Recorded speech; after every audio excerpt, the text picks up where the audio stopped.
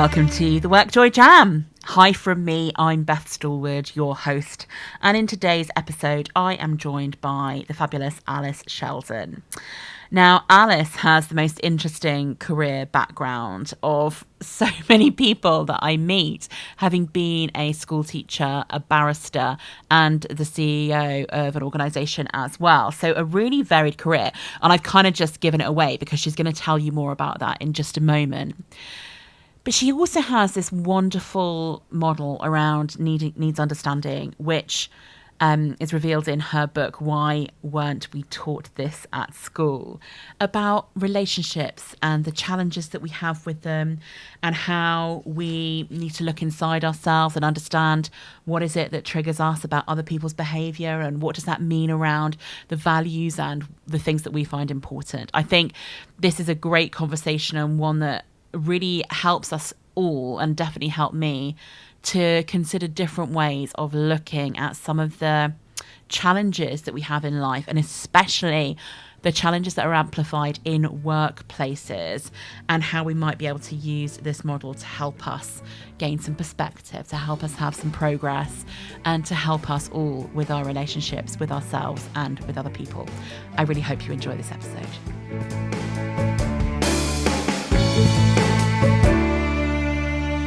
Welcome to the WorkJoy Jam. Today, I am joined by the wonderful Alice Sheldon, and I'm really excited for our conversation. But rather than me introduce Alice, can I hand over to you? And can you tell us a little bit about you, who you are, what you do, and perhaps a little bit about how you came to do what you do would be fun too. Thank you very much for having me, Beth. It is a pleasure to be here. So I have had a very varied career. I started with a psychology and neuroscience degree and then moved through teaching and qualifying as a barrister and then running the Bar's national pro bono charity. But I think the threads that have been there right the way through, I've always had a real interest in personal development, and I've also had an interest in how we can work together to create the kind of world that we want to live in. So those have been the sort of golden threads, I guess, that I followed. And the two things that have had the most significant impact on me, I think, one is sort of deep psychotherapeutic work. But one of the things that jarred me about that is how, for most people, that is never going to be available for one reason or another. And I then discovered something called nonviolent communication. I don't find it a particularly helpful title, but the body of work I think is astonishing. It was all kicked off by a guy called Marshall Rosenberg in the States.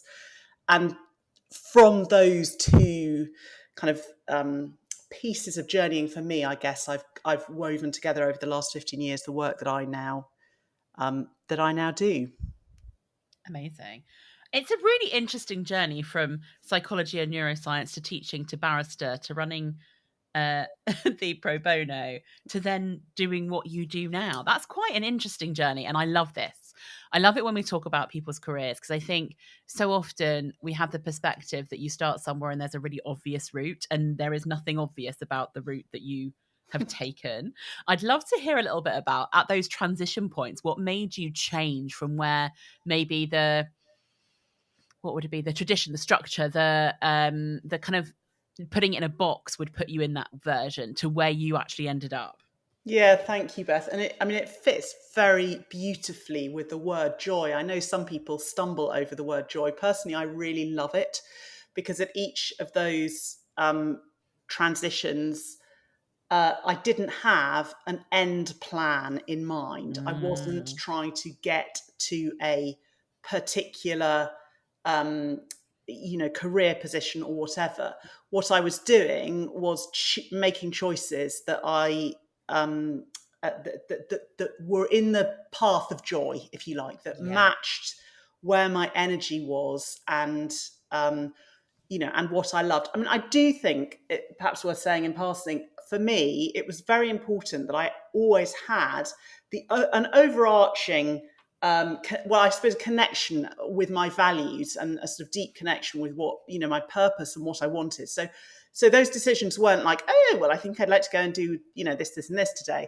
But it was like, right, okay, I know that I really want to find the Alice-shaped piece to do in the world, to leave it, a little bit more like I want it to be. And then, what are the choices that I'm going to make along the way that in that context bring me joy.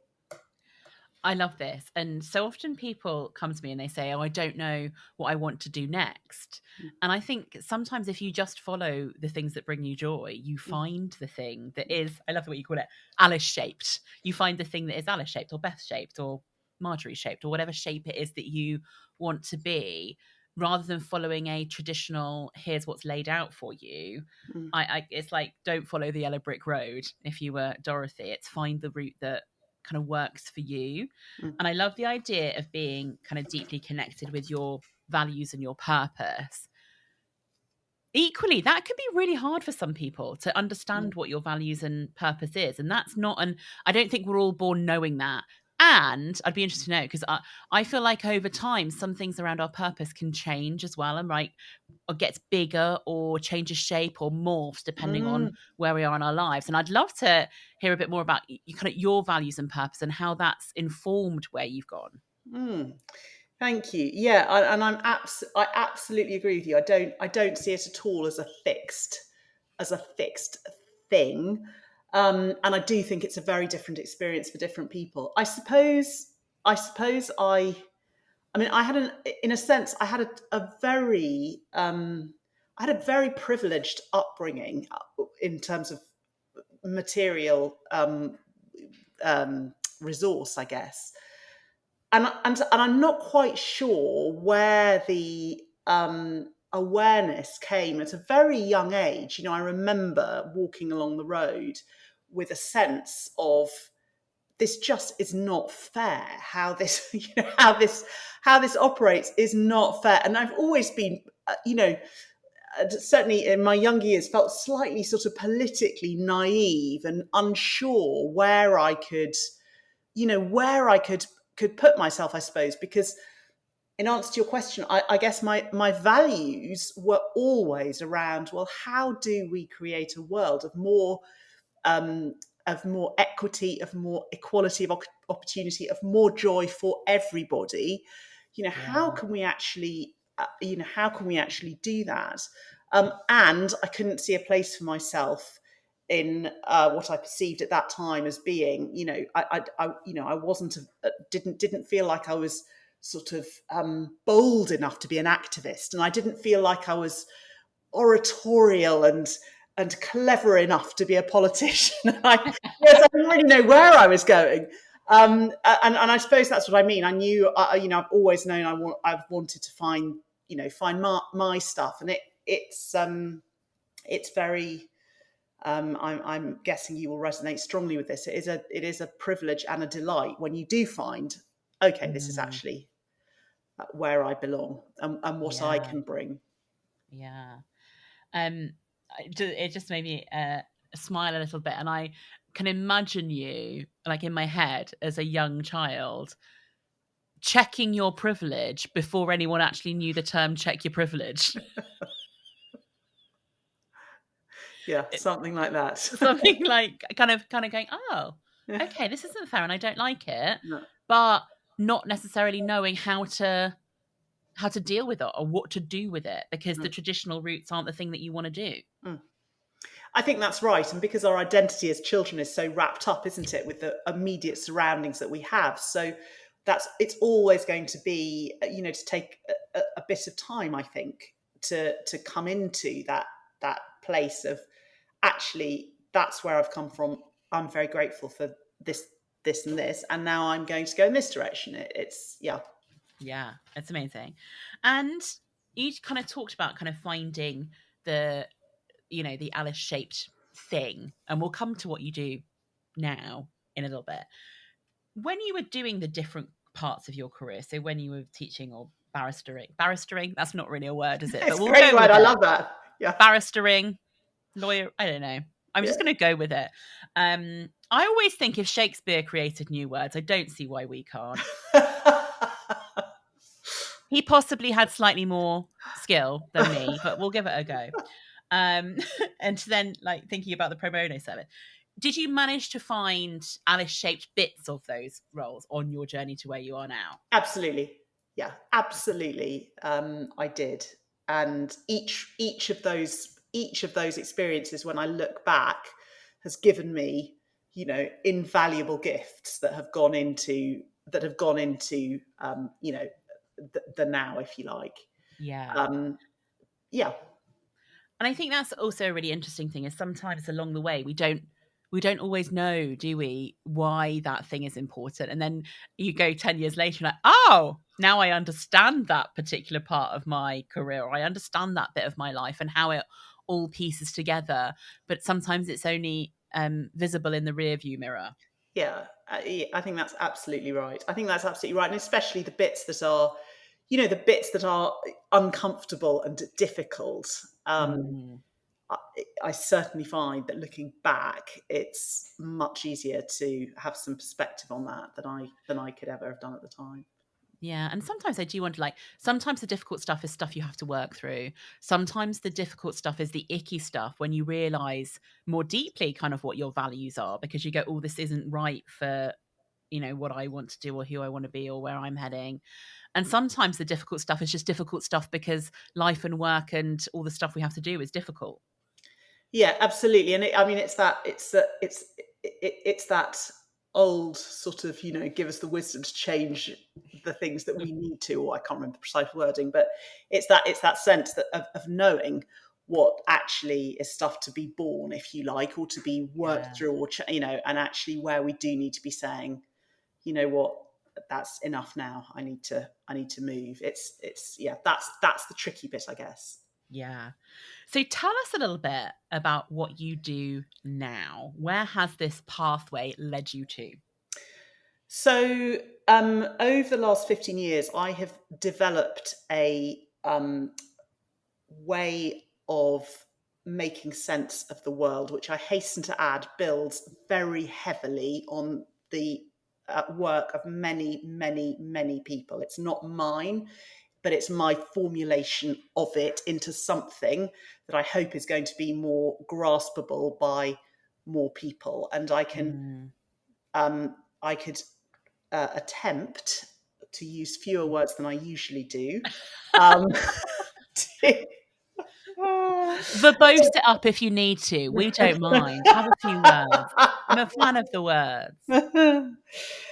so essentially, what it is it's a way of understanding the world through the lens of human needs. Now, when I'm talking about human needs, I'm talking about everything from food and water and whatever, through to all the stuff, the really good stuff in life that we don't always talk about. So, knowing that I matter, being Mm. seen by other people, having deep connection with other people, having a purpose in my life. And there's a sort of a one-sider of these need, or the way that I put it together anyway, of needs, words, just that cover the things that every pretty much human being in the world needs to have.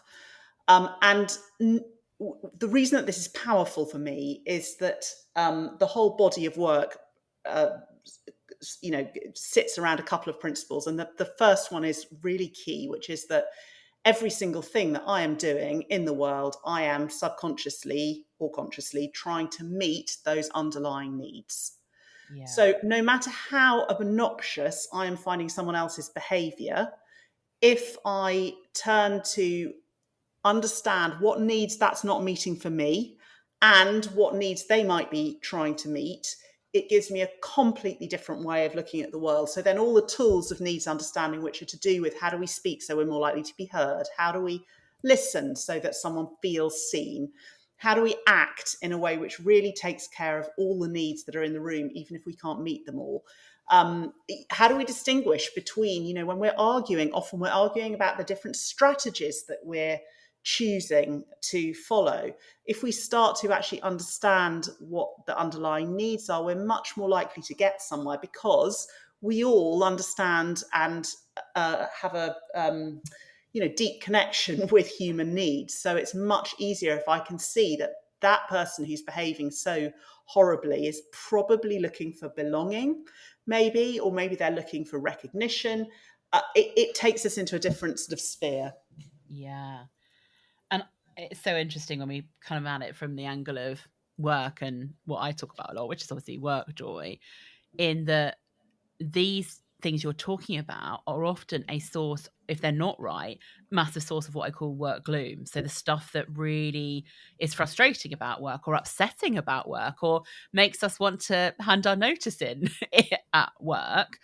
And that taking it from that kind of real human level versus all the constructs around organizations which we've just made up to try and get stuff done, or all this stuff takes it right back to actually what are we trying as humans to do here. And that's a really interesting way of being, I suppose, in the workplace and beyond. Yeah, absolutely. And I love the because I work in organizations all of the time. That's where I choose to put my energy, and I love seeing the I've started to think of it recently as a party bag, actually. That often I'll go in to do, a workshop in something, and some at least of the room won't have realised that they're going to be carrying home a set of tools that they can use then with their parent, with their parent or with their child or whatever it is. But these are genuinely universal ways, I suppose, of understanding the world. It's really interesting. One of the things you said right back at the beginning, and I won't have the exact notes because I can't write as quickly as most people can talk, but you talked about kind of doing deep psychological psychotherapeutic work, and that this isn't something that everyone has the privilege of being able to work through. And it's blah, blah, blah. One thing I'm just interested in with this is we're not taught this stuff, right? We don't ever get an education in understanding our basic human needs or understanding what other people's behaviors might be telling us about their basic human needs. Yet it is quite fundamental to the human experience. So I'm imagining what you do is to help people educate themselves about this stuff. But why don't we all know this already? That is the most excellent question, Beth. It is a good, and actually, obviously, the way that I particularly choose to use works, what I'm trying to say is this is not the only way. There are obviously other disciplines which have similar kind of wisdom, or that people work with in similar ways, and the same is true, I think, for that. We don't have, we haven't prioritized it through the through the system that we have created. And I think there are many wonderful things about our school system. And I also think that systemically there is stuff that is desperately needed. And one of those pieces is the kind of emotional education, if you like, emotional experience that isn't in most schools at the moment. And I'm kind of sitting here as a person who hasn't been to school. You'll be surprised, but I haven't been to school for a very long time. I know, but I haven't been to school for a long time. And I was sitting here, and I don't have kids, and I'm sitting here wondering, is this something that schools do now, or are we still behind in that zone? There's been massive progress. I have so just to contextualise, I have a child who's currently doing A-levels, so she's finished formal compulsory education, but there is, she's had wonderful schooling, and the system as a whole is still very oriented around success in a way that doesn't equate necessarily to emotional and relational success. And I don't think that's down to individual schools, certainly not down to individual teachers. I think it's at a bigger level that the questions are widely about grades, and grades in a very limited range of subjects, and grades tested academically in a way that only some children will access. Yeah.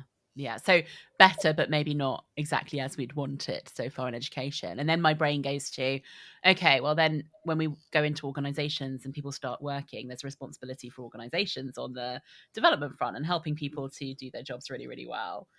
And I don't think I've seen a job description in the last 20 years that hasn't said the work able to work as a team, or able to work in a group, or able to collaborate, or able to blah blah blah. All of those things are in almost every single job description. Yeah. But I, being a person who has previously been responsible for the learning and development of organizations, I'm sitting here going, have we ever properly taught that within an organization as well? Or are we just expecting everyone to get along? Yeah, absolutely. I think, it's not a mistake that we sometimes talk about putting on a mask to go into work, that you have to kind of, or similarly for school, children will need to put on a little bit of armor to go in. They can't fully be themselves because there are rules, spoken or unspoken, that need to be followed. And I think in organizations, it's not really acceptable not to, and I mean, there's very good, clearly we want to maintain, what we want to do is maintain genuinely, build and maintain genuinely supportive relationships. What we don't want is people, going around saying exactly how they feel or whatever else. However, what we do want is we want people to have tools so that they don't have to squash, large parts of themselves, but they can deal with those parts appropriately and without sort of blurting it all onto somebody else. I like to think about it. So there's a big thing, isn't there, in the world about, you want to bring your whole self to work and all of that. And I don't fully subscribe to the idea of bringing your whole self to work, because I'm not sure that I want to bring all of the bits of me to work. Right? I want to make a choice about that. But what I want to do is to not hide bits of me. And I don't want to have to not be me as a human. But I think there's something for me about what's the professional filter that you bring to work. And within that professional filter, how do I have a toolkit that enables me to do all those things really well at work? Yeah, absolutely. Absolutely. And I'll, it might help just to give a sort of concrete example, which actually it's a personal one that comes to mind, which was... Yes, please. Okay, very good. So I may have mentioned this to you, but anyway, I play a lot of bridge. Absolutely love my bridge. And when I was playing bridge recently, there was a guy in the club that I play at, which I love. And he was talking really at high volume whilst the rest of us were trying to play some very low-level competitive bridge. And I looked around to see if it was just me who was distracted. It clearly wasn't just me. There were other people kind of, looking or whatever. And because I know this guy and like him, I kind of at some point made a sort of gesture, just asking him if he'd perhaps lower his voice a bit. Anyway, he responded by sort of loudly, forcefully across the room saying, "I will not be quiet. I'm teaching bridge." And I was a bit like, oh my goodness. But what was interesting, Beth, was for me, I, in that moment, crumpled into being about 5 years old. I felt myself physically get smaller. I felt my insides kind of react. I could see that my partner, who I play with all the time, was slightly laughing at this whole scenario. She was not affected. And what I take from this is that, and we can talk a little bit more about it, but for reasons which is to do with my history as opposed to her history, I have a bit of a disproportionate, a bit of a large reaction to that. And what the danger is that if I don't know how to process that, then either I'm going to just avoid that guy and not really talk to him anymore, or I'm going to go and challenge him in an unconstructive way. And what I want to be able to do is to have that, okay, do I want to talk to him about it? Yeah, I think I would like to say something, actually. I found that quite difficult. And so that's the kind of middle place that I want to be in. And that's, I think, what we're talking about with the being, like what's professional, what's a professional filter. The professional filter keeps me doing that processing, so I can then go and interact in a way that I, from my adult self, not from my 5-year-old, dissolved child. You just shouted at me. Exactly. You've made me feel like I'm a child being shouted at. I don't like it. So it's the tools to keep you in the professional zone and to be able to not. I mean, you might still feel it. So, I was really pleased. I know this sounds awful, so take it as a good thing, please. I'm really pleased that even somebody like you who knows all this stuff and has spent years researching and developing a thing, that you still sometimes don't feel good when things happen. Yeah, for sure. Because I think sometimes I know I do. We all do this thing. I'm sure lots of people do it. You read a book by someone like, oh my God, they've got it all nailed. They must have 100%. They never feel any negative emotion about these particular things. They never have like childhood things come up. They never have the squiggly, horrible feeling in their tummy. But the fact that you do, but then you can go, okay, how do I deal with this? What do I do with it? And be able to maybe bring some sensible, logical process things into it so that you don't run and hide and never go back to your bridge club, which you love, and you take all the joy out of your life because one person did something you didn't like, or go and create a scene exactly that is going to help nobody. Yeah, that is exactly it, Beth. And I like to talk. Thank you for the way you welcome that. And I like to talk about it because what is absolutely clear is the more that we do this work, the fewer the triggers and the less bad they are when they happen. I didn't burst into tears and run straight to the ladies at that moment, which I really might well have done 15 or 20 years ago, if possible. I don't know. But there is progress. And I really believe it's, it is always going to be a work in progress. One thing I can't remember who told me. It was some kind of psychologist. I'm sure it was, who told me that you got to remember that we feel before we think as humans, like we feel it first. So our immediate emotional reaction isn't always the truth. It's just the immediate thing. Yeah. And if we can learn as adults, as grown-ups, with some tools, and it sounds like you've got some of these tools that help you to kind of go, okay, what is the actual best way to deal with this? How do I understand what my needs are in this situation? How do I understand what their needs are, or maybe even predict or guess what someone else's needs are and see how we can work on everyone getting their needs met? Yeah. Then we're likely to be in a better position most of the time. But what I'm also hearing from you is that this is a game of progress, not perfection. Yeah, thank you. That is exactly it, Beth. That's exactly it. And actually, when I was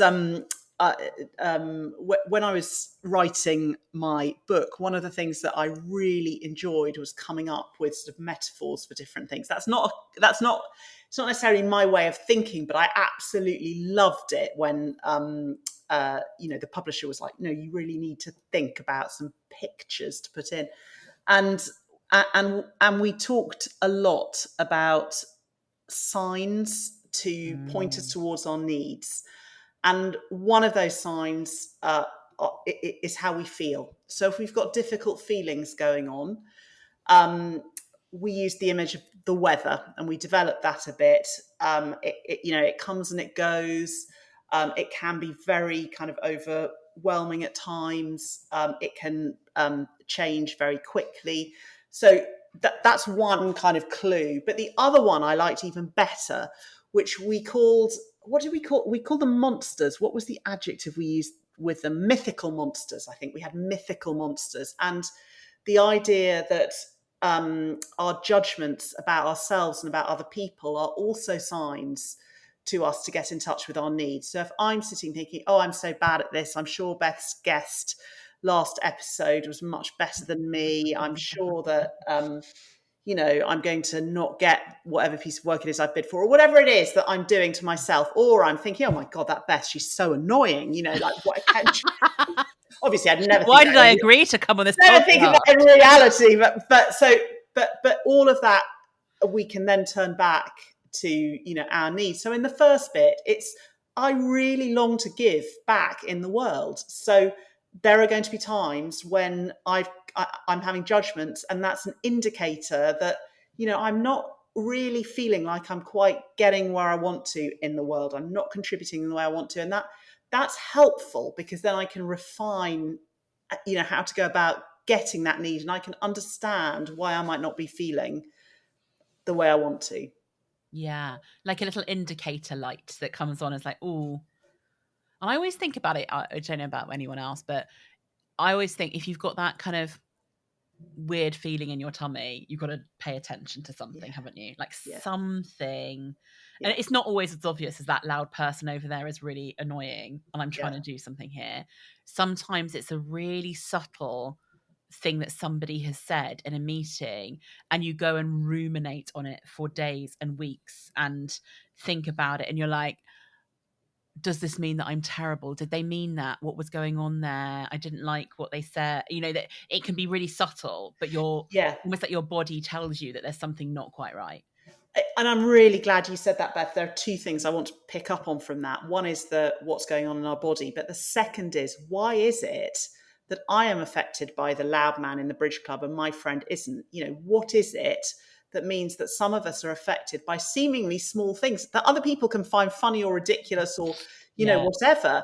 And then we can make it even worse for ourselves by judging ourselves for feeling awful because we think we shouldn't have.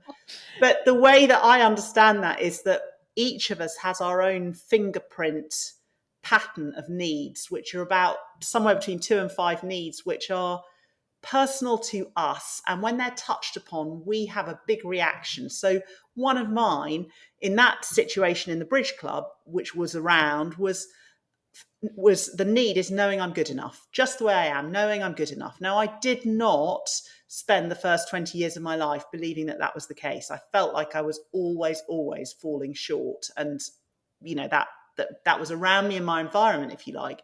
So whenever someone touches the edge of that need, it's huge for me, because it's not just this evening in the bridge club, which would be, absolutely nowhere. This is like, I won't say how old I am, but I also have been many years not at school. But there's a lot of years back of that need not being met, and so that's why each of us has our different programming. So when we see a co-worker, for example, explode over something that we think is tiny, they're not really exploding over whatever the trigger is. Yeah. It's the stuff that they're holding that has, created that. Yeah. And this is where we won't today.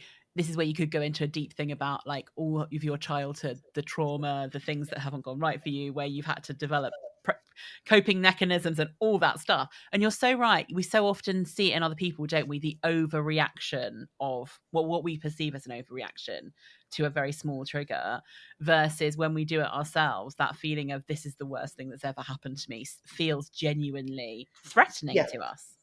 Yeah, and going right back in our conversation, that's absolutely right. And what I really, what I want is for this stuff not to just be I can't even remember what the word is, but anyway, not to just belong in the sort of psychotherapeutic heavy work domain. For me, this is for everyone. You don't have to think back over your childhood or do any of that, but you have information in the present directly relating, here's my experience, here's the need, okay, this is a big one for me, and here's what I'm therefore going to do about it. It's a really contained way of adding some extra insight, awareness, and then of life being easier as a result.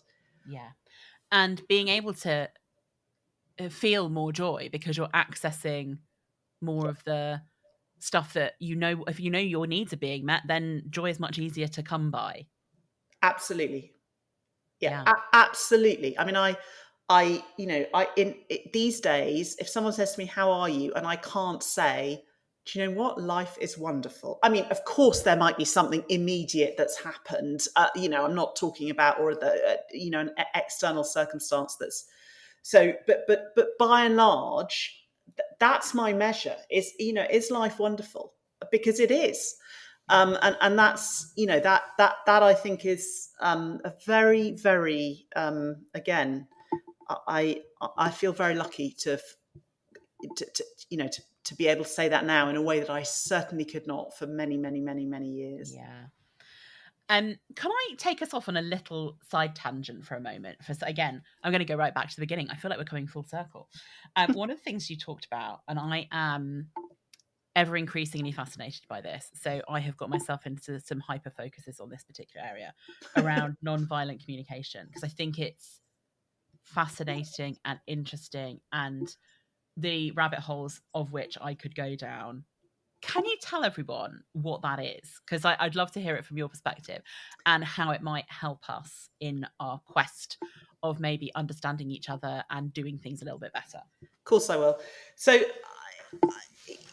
nonviolent communication is the birth of it was, and therefore the kind of bedrock of it, which Marshall brought into being, I suppose, is about how we communicate in a way that invites compassion and that expresses compassion. And compassion is another one of those words which can get in the way, but basically which is taking care of the needs of the whole, so of each individual and then of the whole. And so Marshall came up with a series of steps for communicating, and went around the world and taught them for many, many years. And the nonviolent communication movement is still huge. And that is my original training. And I'm still a certified NVC trainer.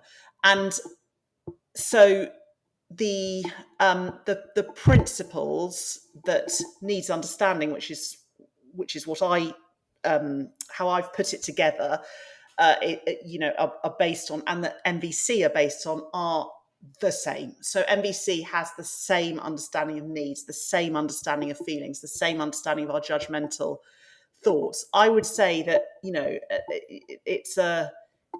it isn't all. The problem that I had with NVC was that I learned it. I could immediately see a huge power to it, but I felt permanently like I was failing at it.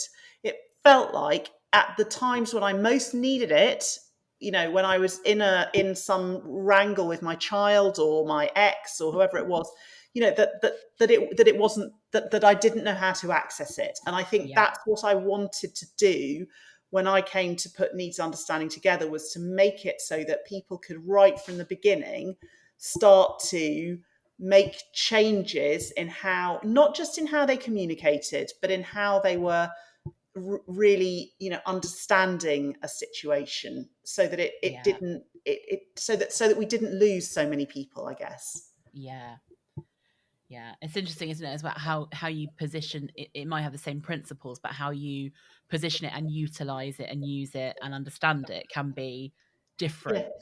Yeah. I mean, I don't know if this is the moment, Beth, but I would be so interested to hear your, take on NVC and just, Yeah. I mean, I am not qualified. I just get into like nerd zones about stuff, and there's so many different bits of it, aren't there, around the communication stuff. And I first heard of it not on a kind of individual communication side of things, but on like removing some of the violence out of our general comms and how we talk. Yeah. So on that kind of bigger picture, thinking about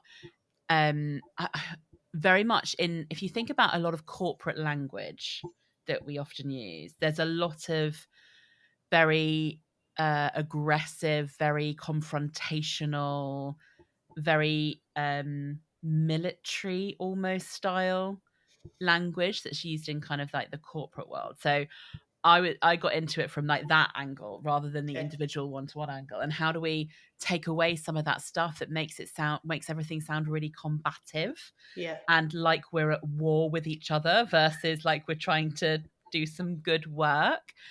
And so that's how I started, and then like fell into the rabbit hole of trying to work out, how does this all work when we're not just like talking with each other, but how we talk to ourselves as well. And how do we, because I don't know about you or anyone else who might be listening to this episode, but I would never, ever, ever speak to a friend the way I speak to myself.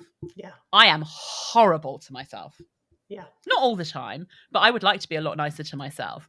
Yeah. And I was thinking about how do you, one of the things I'm thinking, how do you use this to help your self-talk, and how do you use it to help your talk with other people? So I think that's where I'm at with it at the moment. Yeah. Yeah. Thank you. Thank you.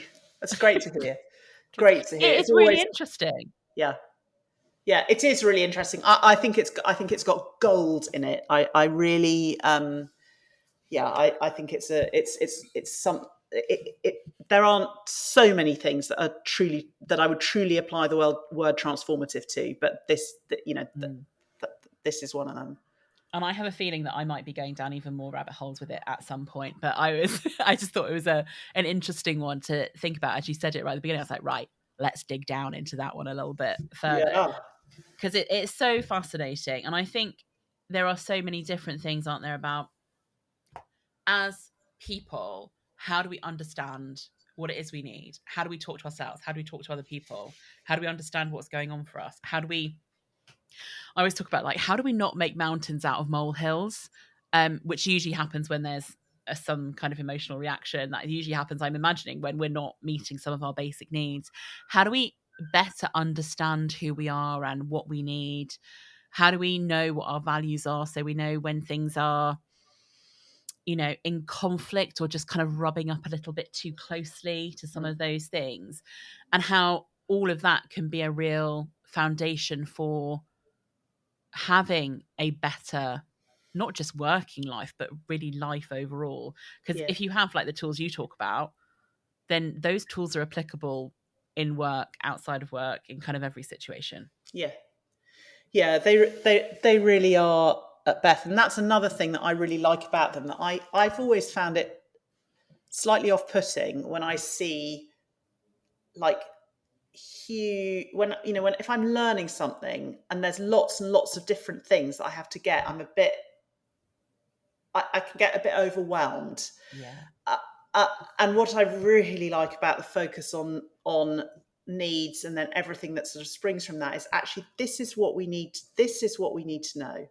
That when I'm judging or blaming myself, when I'm judging or blaming someone else, what am I needing? Let me stop. And you talked about connecting with your body. Let me breathe. Let me look at my needs list. Okay, what do I need? Of course, when he shouts at me, I'm going to feel like that because I feel not good enough. Okay, got it. Right, now we can move on. Of course, when my 3-year-old, as she was, won't put her coat on and I'm feeling like the worst mother in the world because it's triggering me and I just want to yell at her. If I know that actually I have a sense that I don't matter in that moment and what I need doesn't matter, and that's not her job, of course, to make me matter. She's 3. But if I've got that, then I can take care of that and not dump it in some way, on my child. So that simplicity of just, what do I need? And if anyone is exploring that, I think it's probably worth saying, the thing that most often happens to me when I teach this stuff for a short period and then I see people again, 2 things happen. The first is people come back saying, oh my God, I've had a transformation. I can finally talk to my, whatever. And I'm like, okay, that's very good. That is very good. It is remarkable and it's great every time. But the other thing that comes back is that people, hang on a sec, just completely lost my train. What were we talking about? Yes, I know. Who needs what? So the other thing is that people come back and they've had one of those Bridge Club instances, and they're trying to make sense of it. And what often happens is that people think, first of all, about why was he behaving like that? What was going on for him? And if you start with the other person, it's almost like you can't get access to that until you've looked at your own needs. So it's always a case of, this is not selfish or self-indulgent. This is necessary for us, sort of neuroscientifically. We need to regulate ourselves and work out, okay, what do I need? Right. Okay. Now I know. Now I can turn and look at you, and then I'm much more likely to be able to repair the connection. And I think we're so very much aligned on this from very different perspectives. Is that I'm always big on, you have to take this responsibility for yourself. And we can't be blaming other people for the way that we react to certain things. Now, that whatever the behavior is, the behavior might be totally inappropriate and wrong. Can be, but we cannot control other people. Yeah. We have no control over other people, but we can have some influence over how we respond to it and how we decide to take it. So I love that idea. And I also, if you don't mind, I'm totally going to take some shorthand for myself about, am I having a bridge club moment? Is that what's happening here? That's what I'm going to call it, if you don't mind. I love that, Beth. I love that. And if there's ever a having moment never played bridge, when you privately want to say to me, God, I noticed one of those, that was, would always be a delight. A bridge club. I love that.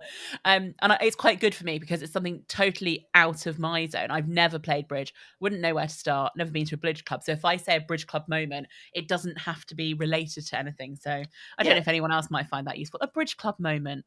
Bridge club moment. And it often happens like when that big emotional reaction happens. That would be, do I want to cry? Do I want to scream at somebody? Do I want to run away and hide? What is it that I want to do? I'd be like, right, bridge club moment. What's going on for me here? That's great. What do I need? What do I need? And that would be the one thing that I would, that would be the one thing that I would really, if people want something practical to do and to play with this, then I would say print off a needs list. You can get one. I've got a downloadable one on my website. You can download the needs list and you just stick it somewhere. Your toaster, your fridge, your back door, your computer at work, doesn't matter. And you can just get curious. So it's like, I just noticed that so-and-so is behaving in this way. I wonder what they need. And you can kind of, please don't start diagnosing people would be a request. That's really like, It's like, Alice, I've noticed that your behaviour suggests that you need this. Do you think you have a trigger or a problem there from childhood? Probably not a good thing to say to somebody. Exactly. Thank you very much, Beth. Exactly. But in one's head, and then, and as you say, whenever there's a bridge club moment, just, let me just take a moment. What do I need? Yeah, what do I need? And I always talk about, in these situations, just take a pause, like a moment. Yeah. Just we don't always have to respond immediately. And I suppose there's probably a thing about being kind to yourself. If you do respond in a way that is outside of how you would have liked to, understand that is actually quite normal too.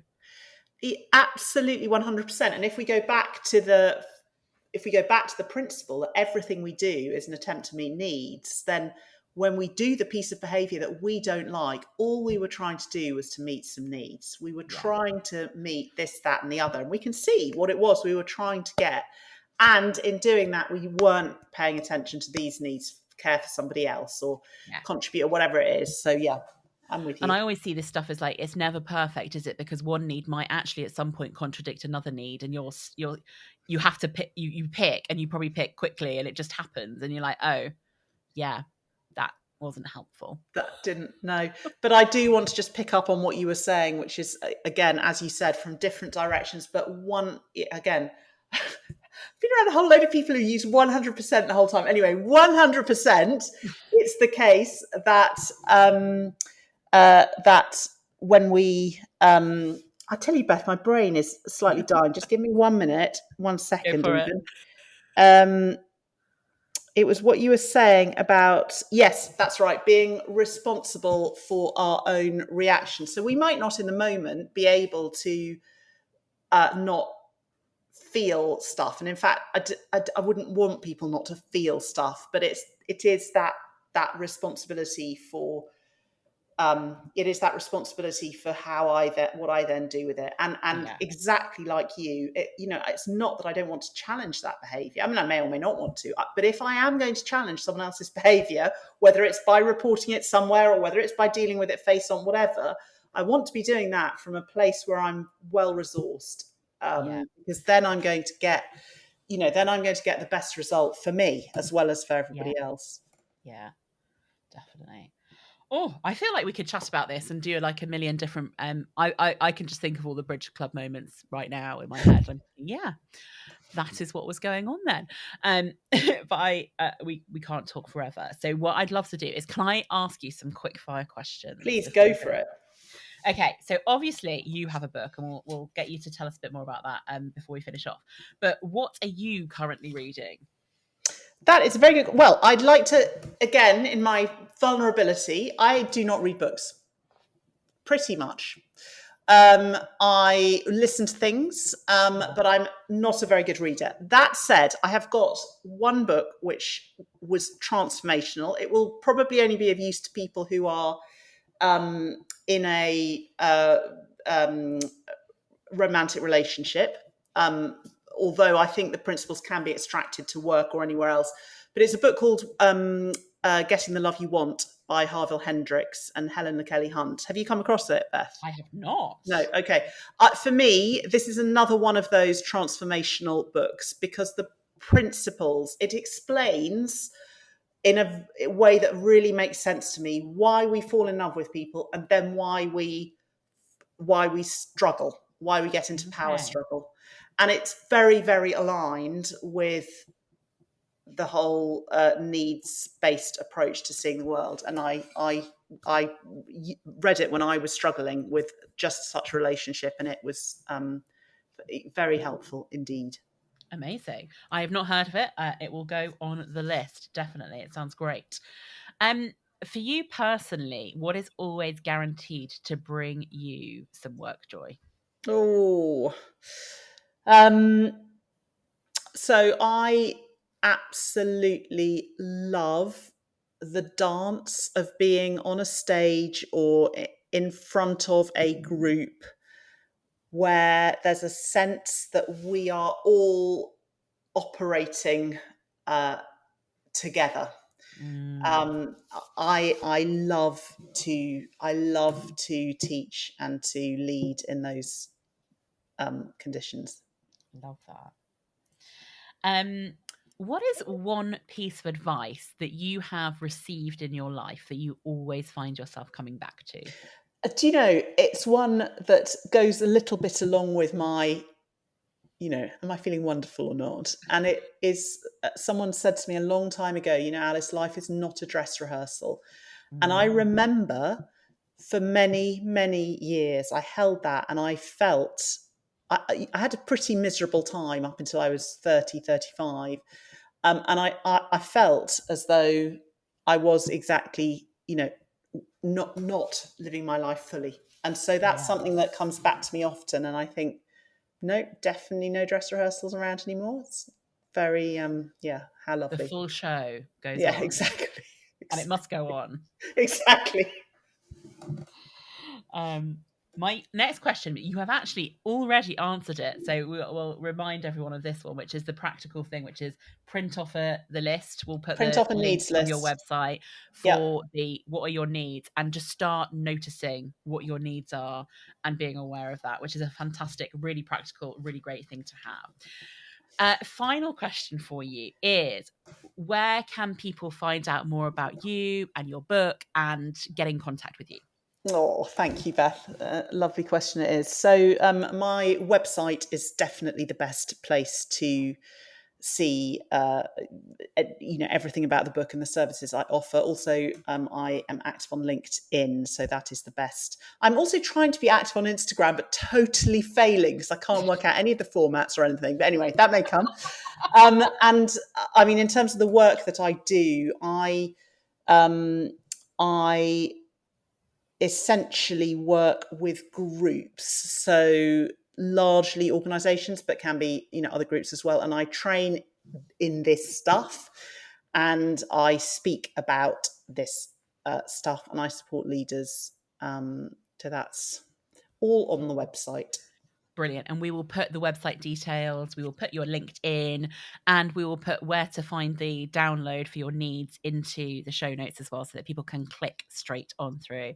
Can we please put Instagram on there as well? And that will encourage me. That will encourage me Then other people can hold you accountable because they're following you. It's like, please do some Instagrams. Exactly. Thank you, my friend. We can totally do that. It has been wonderful chatting to you today. Thank you for going down the rabbit hole. Thank you for giving me a new thing, which is a bridge club moment. And that is, in itself, that little bit of language is going to take so much of the judgment of myself out of it, I think. It's just a bridge club delighted. Moment. We all have them. Even somebody who teaches and understands all this stuff at a deep, deep level still has those moments. We are not here for perfection. Absolutely, Beth. It has been a joy. That was what came to me immediately. It has been a joy to converse. And thank you very much indeed for your warmth and holding. Thank you.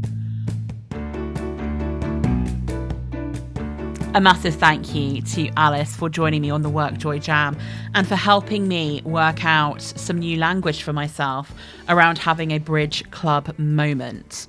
If you skipped to the end to listen to this, you'll probably need to go back and have a little listen about what a bridge club moment is.